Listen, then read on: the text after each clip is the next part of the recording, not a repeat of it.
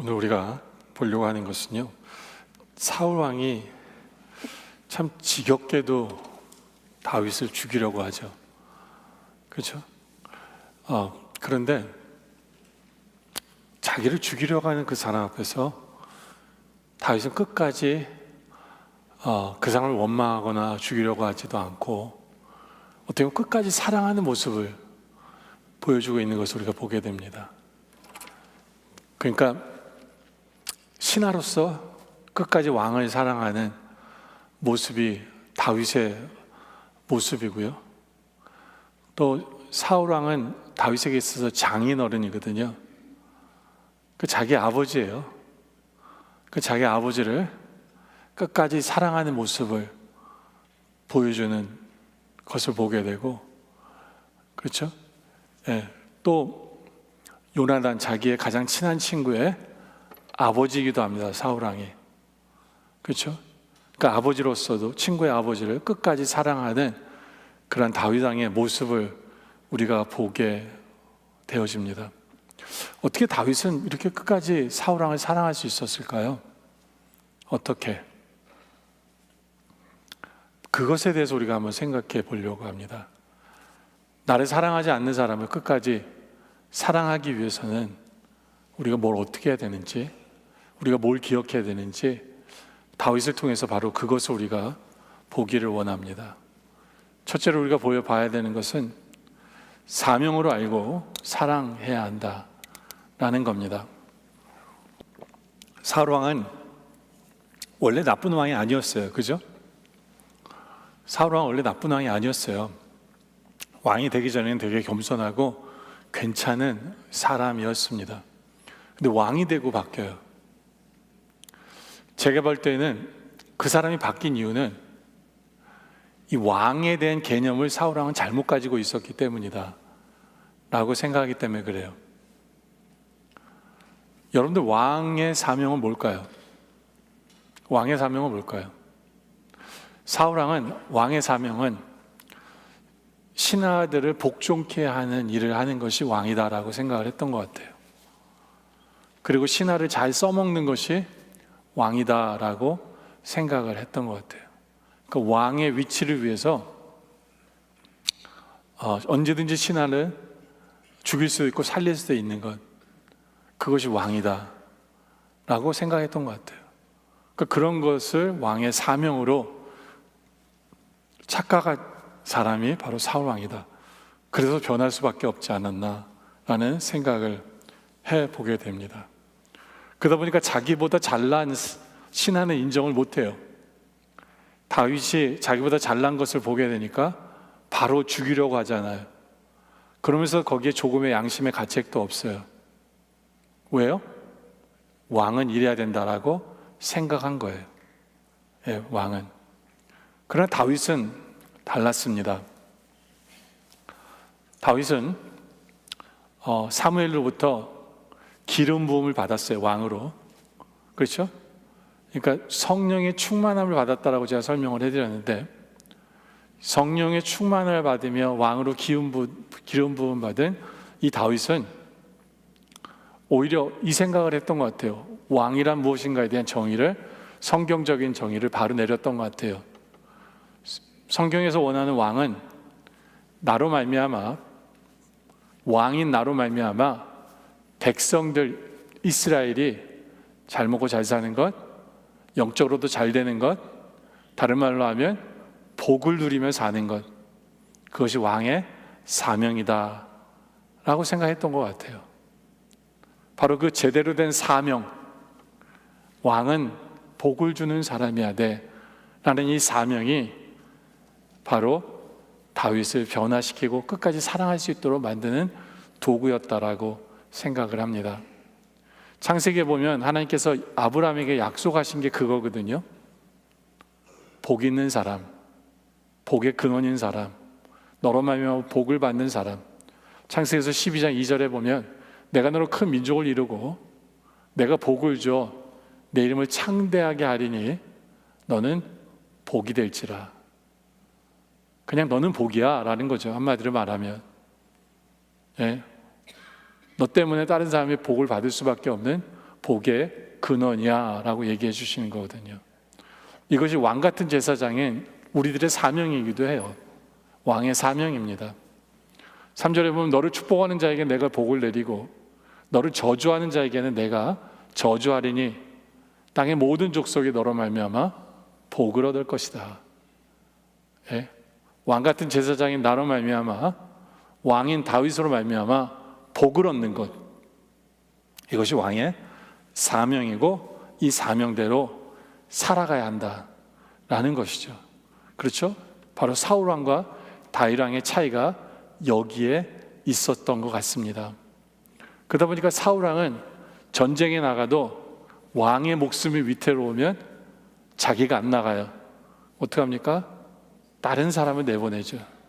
그렇죠? 자기는 어떻게든지 살아야 되는 것이 왕이다라고 착각을 하기 때문에.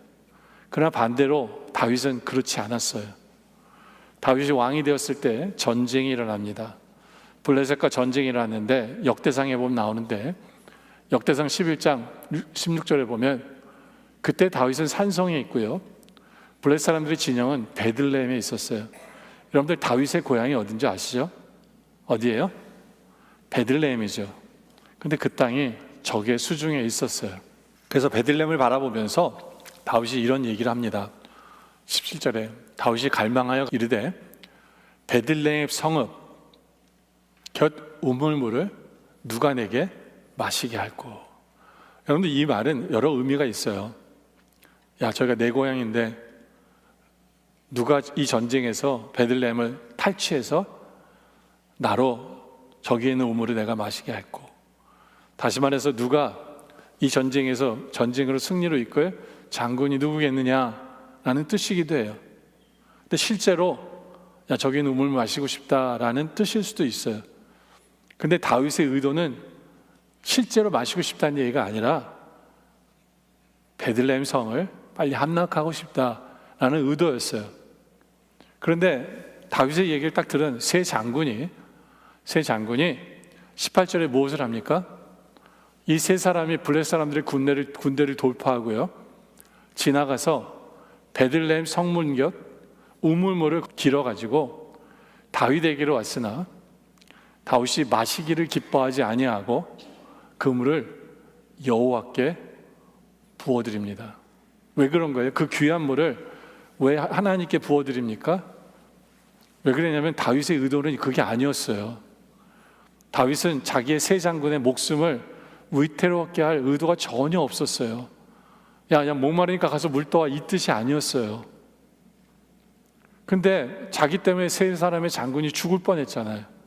그러니까 이 물을 자기는 마실 수가 없는 거예요. 이 물을 자기가 마실 수가 없다 보니까 하나님께 드린 거죠. 그래서 19절에 이르되 내 하나님이여 내가 결단코 이런 일을 하지 아니하리이다. 생명을 돌아보지 아니하고 갔던 이 사람들의 피를 얻지 마시리이까. 그들이 자기 생명도 돌보지 아니하고 이것을 가져왔으므로 그것을 마시기를 원하지 아니하니라 라고 얘기하죠. 왜요? 다윗이 원하는 건 하나예요. 왕으로서 나 때문에 다른 사람이 복을 받는 거예요. 근데 나 때문에 다른 사람이 생명을 걸어, 나 때문에 다른 장수들이 죽을 뻔했어? 이건 내가 원하는 게 아닌데, 이건 왕의 사명도 아닌데, 바로 왕의 사명과 어긋났기 때문에 다윗은 칭찬할 수도 없었고 다윗은 마실 수도 없었던 거예요. 왜요? 제대로 된 사명을 갖고 있는 왕의 모습이었던 거죠. 그렇죠? 다윗 왕은 제대로 된 그 사명감을 가지고 있는 사람인 것을 보여줍니다. 보여줘요. 솔직히 다윗은 사울 왕에게 죄를 진 게 없어요. 그냥 골리앗을 무찔렀을 뿐이에요. 그랬더니 백성들이 눈치도 없게 사울 왕 앞에서 다윗은 만만이요, 사울은 천천히라는 얘기를 듣고 나보다 다윗을 더 인정해? 하면서 죽일 마음을 먹은 거거든요. 그 억울하죠. 억울해요. 사울 왕이 자기를 죽이려고 할 때 억울해요. 그리고 언제 죽을지도 몰라요. 그리고 도망자의 삶을 살아가고 있는 중에 엥게디라는 사막에서 황무지에 굴에 다윗이 숨어 있었는데 하필이면 사울 왕이 군인 3,000명을 이끌고 다윗 왕을 죽이러 엥게디로 온 거예요. 근데 갑자기 거길 지나가는데 더럽지만 뭐 실제로 얘기를 해야 되겠죠. 똥을 마려웠어요. 네. 그거를 여기는 뭐 성경은 뒤가 마려웠나 뭐 이렇게 얘기하는데 점잖은 표현이에요. 다 알아들어야 될 거 아니에요. 똥이 마려운 거였어요. 급하니까 자기 눈에 띄는 동굴에 들어간 거예요. 동굴에 들어간 거예요. 근데 보통 사람의 이 심리가 이렇게 들어가면 바로 엉덩이를 까고 앉는 게 아니라 돌아서 빛을 보고 엉덩이를 까요. 그렇죠? 사울이 그런 거예요. 동굴을 향해서 엉덩이를 깠으면 거기에 누가 있는지 나중에 알았을 거예요. 근데 눈부시고 있는 상태에서 동굴에 들어와서 안 보이잖아요. 근데 뒤를 돌아서 엉덩이를 까니까 너무 저속한가요, 제 표현이? 뭐 자연현상이잖아요, 그죠? 그러니까 동굴에 있었던 사람이 하나도 안 보이는 거예요. 근데 하필이면 그 동굴에 누가 있었냐면 다윗과 그의 부하들이 거기 있었어요. 그의 부하들이 있었어요. 그러니까 그 부하들이 그걸 보고 다윗에게 이야기를 하죠. 뭐라고 얘기합니까? 기회입니다. 하나님이 주신 기회입니다.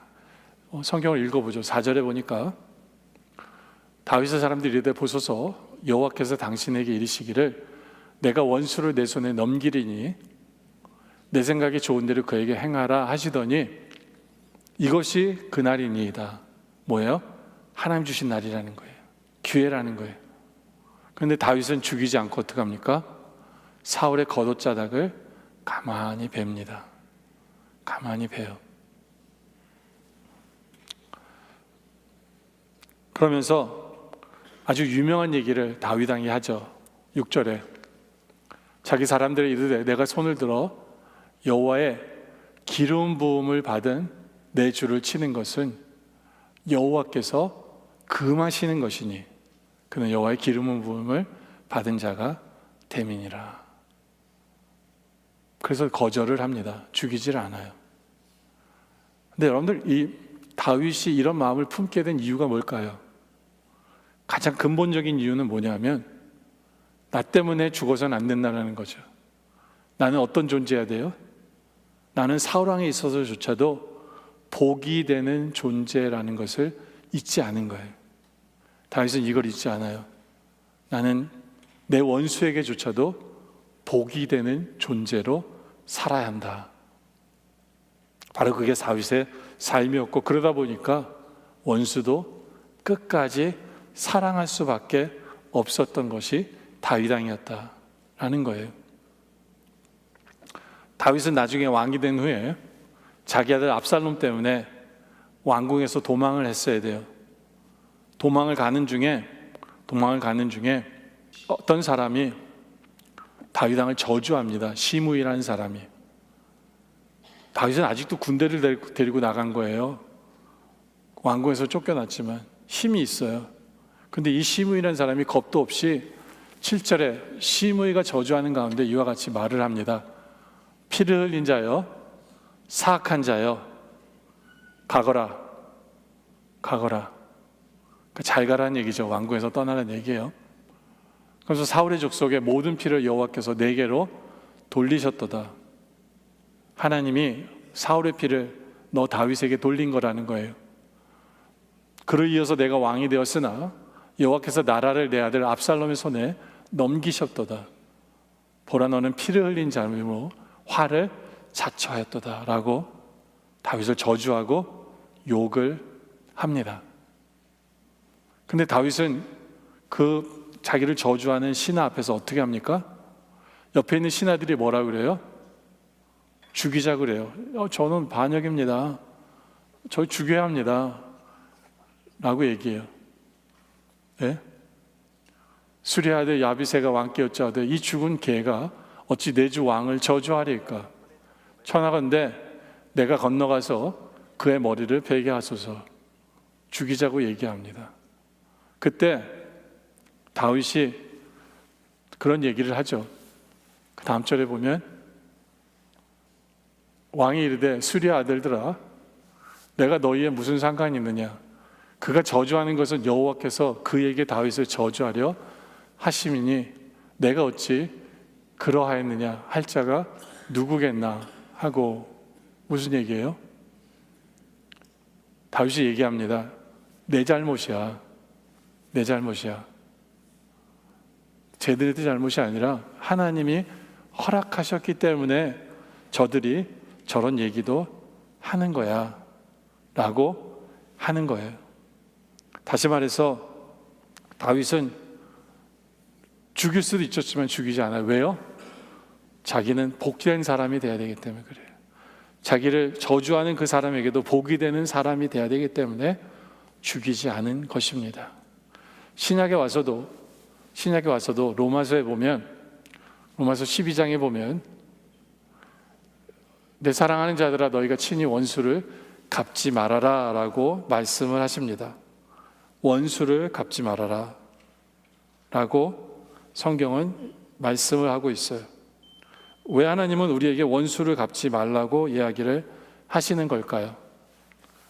왜 원수를 갚지 말아야 할까요?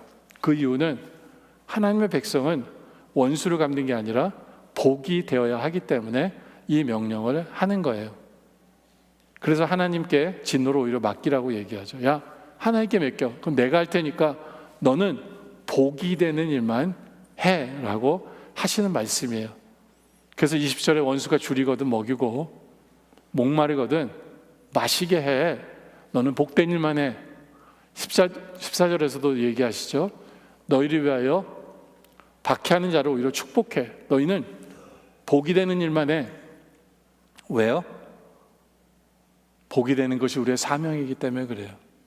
우리의 사명을 정확히 안다면, 왕 같은 제사장의 사명을 우리가 정확히 알고 산다면 우리는 남에게 해를 끼칠 수가 없어요.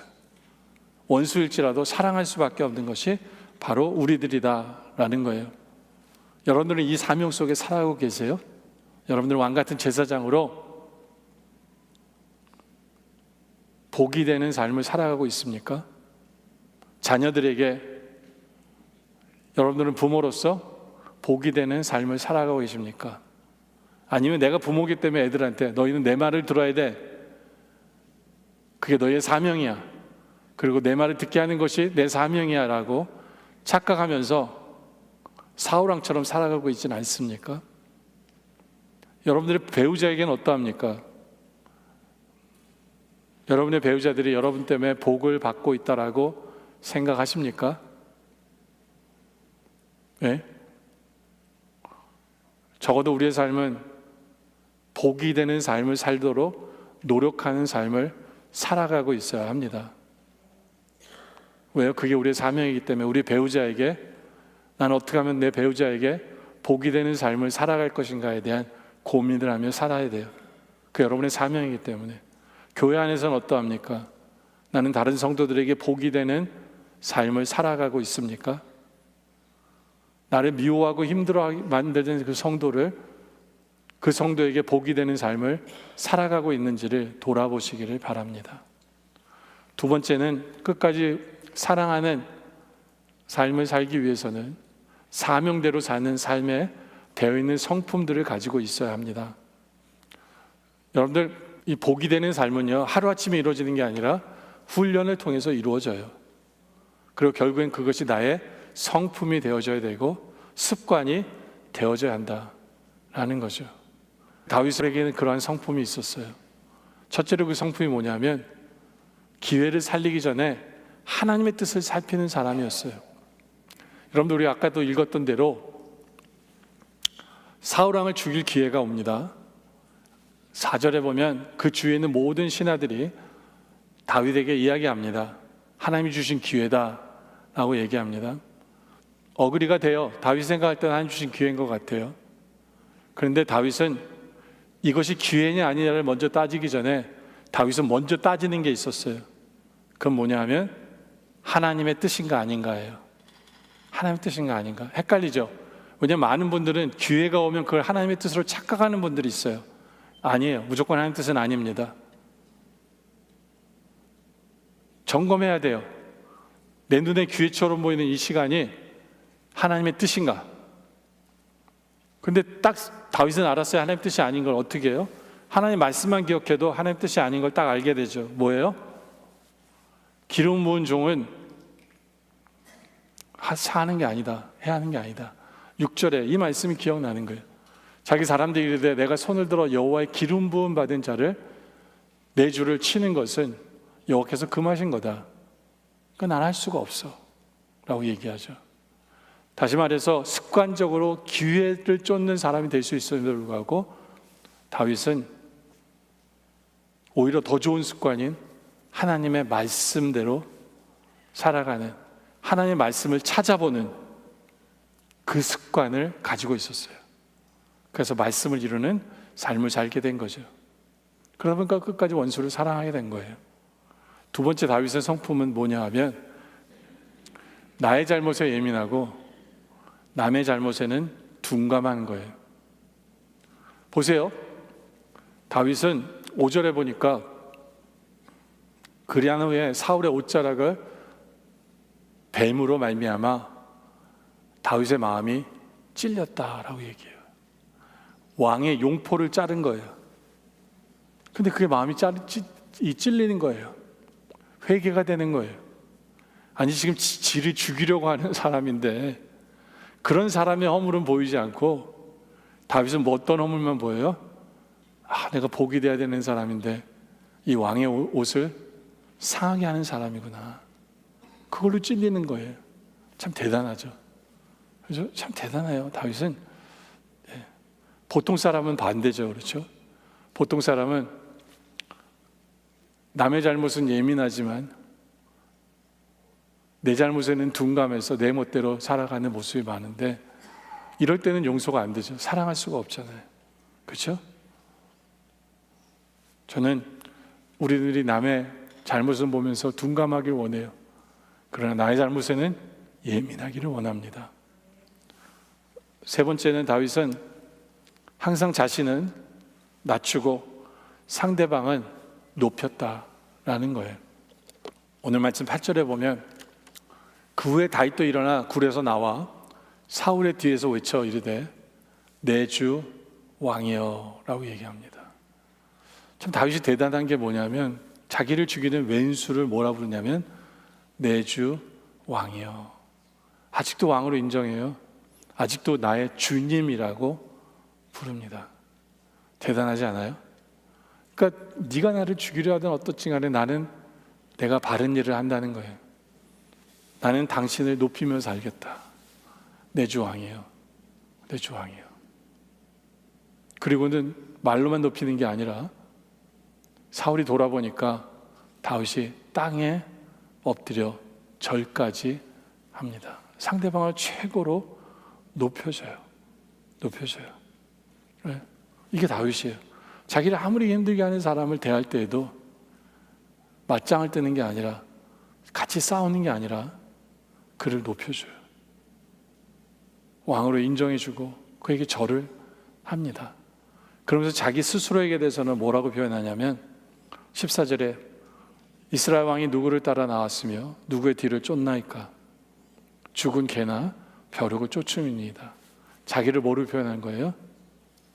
개와 벼룩으로 쫓죠. 그냥 개도 아니에요. 죽은 개예요. 아니 당신처럼 귀하신 분이 왜 나 같은 죽은 개 같은 사람, 벼룩 같은 사람 쫓아다니십니까? 예? 무슨 얘기예요? 아무런 능력 없는 사람이다 라는 뜻이에요. 난 아무것도 할 수 없는 사람이에요. 근데 왜 저를 쫓아다니십니까? 라고 다윗이 얘기를 하죠. 바로 이런 것들 때문에, 이러한 성품 때문에 다윗은 상대방을 미워할 수가 없었어요. 원수라도 복이 되는 삶을 살아갈 수 있었던 것이 다윗에게는 이런 성품이 배어져 있었기 때문이다. 라는 거죠. 이런 성품을 가진 우리들이 되어지길 원합니다. 근데 이런 성품을 가지기 위해서는 필요한 게 뭐냐면, 세 번째로 자기를 다스리는 사람이 되기로 결단해야 돼요. 내가 이러면 안 되지 하며, 지난주에 많은 분들이 기도 제목에 거룩한 분노에 대한 얘기를 하시는 분들이 있었어요. 거룩한 분노를 가지게 해달라는 기도 제목을 내신 분들이 있었는데, 설교 듣고 바로 그거예요. 내가 이러면 안 되지. 자기 스스로를 다스리는 사람이 되어야 한다. 그렇죠? 죽일 기회가 왔어요. 근데 자기의 감정대로 안 했어요. 자기를 다스렸어요. 살리기로 결정합니다. 말씀대로 순종하기로 결단합니다. 그렇게 자기를 컨트롤하지 않은 사람이 다윗이었다라는 거예요. 잠언 16장 32절에 보면, 노하기를 더디하는 자는 용사보다 낫고요, 자기의 마음을 다스리는 자는 성을 빼앗는 자보다 나아요. 우리는 우리의 마음을 다스리는 자가 되어야 합니다. 거룩한 분노를 가지고 이러면 안 되지 하면서 나를 다스리고 훈련시키는 우리들이 되어져야 한다라는 거예요. 그렇죠? 화를 낼 수밖에 없는 상황 속에서도 나를 다스리고 친절하고 좋은 말을 쓸 줄 아는 것, 그렇죠? 나를 미워하는 사람 앞에서 그 사람을 미워하기보다는 오히려 사랑하려고 하는 그 모습, 여러분들 하루아침에 이루어지지 않은 거예요. 우리의 마음을 다스릴 때 오는 거죠. 그렇죠? 끌어오는 분노를 다스릴 줄 아는 것, 그게 우리들이길 원해요. 그럴 때 상대방이 감동을 하게 됩니다. 상대방이 감동을 하게 돼요. 사울왕이 감동을 하죠. 사울왕이 감동을 해요. 그래서 16절에 보니까 다윗이 사울에게 이같이 말하기를 마침에 사울이 이르되 내 아들 다윗아. 또 갑자기 아들로 변했어요. 그죠? 주일념에서 아들로 변했어요. 내 아들 다윗아, 이것이 내 목소리냐 하고 소리를 높여 울기까지 합니다. 그리고 다윗에게 말합니다. 나는 너를 학대하되 너는 나를 선대하니 너는 나보다 의롭다 하고 인정해줘요. 왼수가 인정을 해줘요. 그뿐만 아니라 내가 나를 선대한 것을 우리 오늘 나타냈으니 여호와께서 나를 내 손에 넘기셨으나 내가 나를 죽이지 아니하였도다. 그래서 그 다음 절에 보면 축복을 합니다. 사람이 그의 원수를 만나면 그를 평안하게 가게 하겠느냐. 근데 내가 오늘 내게 행한 일로 말미암아 여호와께서 내게로 선을 갚으시기로, 선으로 갚으시기로 원하노라 라고 이렇게 축복을 해요. 그리고 보라, 나는 내가 반드시 왕이 될 것을 알고 죽자고 왕안시키려고 했던 사람이 난 네가 왕이 될 줄 알았어. 이스라엘 나라가 내 손에 견고히 설 것을 나는 안다라고 하면서 다윗을 보내줘요. 원수가 감동을 하죠. 눈물을 흘리며 감동해요. 그리고 이제 다윗을 안 죽일까요? 아니요. 다윗이 다시 돌아간 다음에 왕궁에 돌아가서 싹 마음이 바뀌어가지고 또 죽이려고 잡으러 옵니다. 여러분들, 세상은 감동해도 변하지 않아요. 예? 우리는 세상을 감동케 하기 위해서 하는 행동이 아니에요. 세상의 변화를 이끌기 위해서 하는 행동이 아니에요. 하나님이 원하시기 때문에 그래요. 나의 사명이 복의 근원이 되는 것이기 때문에 우리는 우리를 스스로를 훈련시키고 다스리는 거예요. 네? 세상을 위해서가 아니에요. 세상에 바뀔 거라고 생각하기 때문이 아니에요. 세상은 똑같아요. 그러나 우리는 변하기를 원합니다. 그러나 우리는 다스리기를 원합니다. 상대방이 어떠하든지 간에 이제는 끝까지 원수를 사랑할 수 있는 우리들이 되어지기를 원합니다. 이제 말씀 결론을 내죠. 여러분들, 다윗을 보면 참 대단한 사람이에요. 어떻게 자기를 죽이려고 하는 사람한테 이럴 수 있을까? 그렇지 않아요? 나는 그럴 수 있을까? 어떻게 생각하세요? 네? 어떻게 생각하세요? 나는 그럴 수 있을까요? 저도 그럴 수 있을 것 같지가 않아요. 근데 다윗은 바뀌었어요. 성령님 때문에 바뀐 거예요. 왜요? 성령님께서 주신 왕의 사명을 제대로 아는 사람이 돼버린 거예요. 그 사명을 품고 살았어요. 나는 복이 되는 사람이 될 거예요. 어떠한지. 저는 우리 영락의 성도들이 어떠한 상황에도 복이 되는 말을 하길 원합니다. 복이 되는 행동을 하길 원합니다. 복이 되는 삶을 살길 원해요. 그래서 여러분 아는 모든 한 사람도 빠짐없이 복이 안 되는 일을 당하지 않기를 원해요. 나 때문에 원수일지라도 우리 원수를 갚지 않기를 원합니다. 복된 일을 감당하는 우리들이 되어지길 원해요. 그러기 위해서는 제대로 된 성품을 갖기를 원합니다. 왜? 기회대로 사는 삶이 아니라 말씀대로 사는, 하나님 뜻대로 사는 삶을 살기를 원합니다. 그렇죠? 그것뿐만 아니라 나의 잘못에는 예민하지만 남의 잘못에는 둔감한 그런 삶을 살기를 원하고, 항상 나는 낮추고 상대방을 높이는 그런 삶을 살아감으로 말미암아 어쩔 때는 원수도 감동시킬 수 있는 삶, 그러나 그것이 목표가 아니라 정말 내 스스로를 다스릴 줄 아는 삶이 되어져서 원수마저도 사랑할 수 있는 그런 삶을 살아가는, 특히 올해 표어가 주님의 사랑 때문에 사랑을 줄 수 있는 우리들이 되어야 되거든요. 원수라도. 그렇잖아요? 그런 우리들이 되어지길 원해요. 우리가 설교 후에 부를 찬양이 많은 분들이 모르는 것 같아요. 이 찬양을 그냥 1부 때 보니까 조용하더라고요. 그래도 부르려고 합니다. 왜냐하면 여러분들은 몰라도 가사 내용을 자세히 보면 이게 축복성이에요. 뭘 축복하냐면 여러분의 삶에 하나님의 사랑이 가득하기를 원합니다라고 축복하는 노래거든요. 정말 여러분의 삶에 하나님의 사랑이 가득하길 원해요. 그 사랑 때문에 변할 수 있는 우리들이 되어지길 원합니다. 그 사랑 때문에 원수라도 사랑할 줄 아는 바로 그런 삶을 살아가는 우리 모두가 되어지시길 주님의 이름으로 축원합니다. 기도드리겠습니다. 아버지 하나님, 우리를 왕같은 제사장으로 삼으셨을 때 너무나도 힘든 사명을 우리에게 주셨음을 이제 압니다. 복의 근원의 삶을 살아가게 하여 주시옵소서. 우리 아는 모든 사람에게 복이 되게 하여 주시옵소서. 그래서 원수라도 나 때문에 복을 받게 하여 주시옵소서. 절대로 복이 되지 않는 행동은 하지 않게 하여 주시옵소서.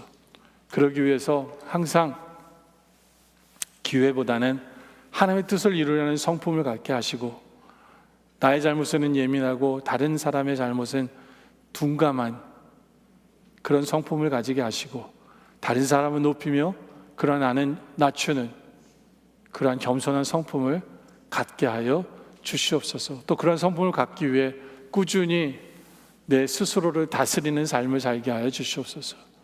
바라기에는 원수라도 감동케 하여 주시고, 그러나 변하지 않더라도 꾸준히 우리를 훈련시키고 나아감으로 말미암아 하나님 변화되게 하여 주시옵소서. 끝까지 원수도 사랑할 수 있게 하여 주시옵소서. 감사드리며 예수님의 이름으로 기도드립니다. 아멘.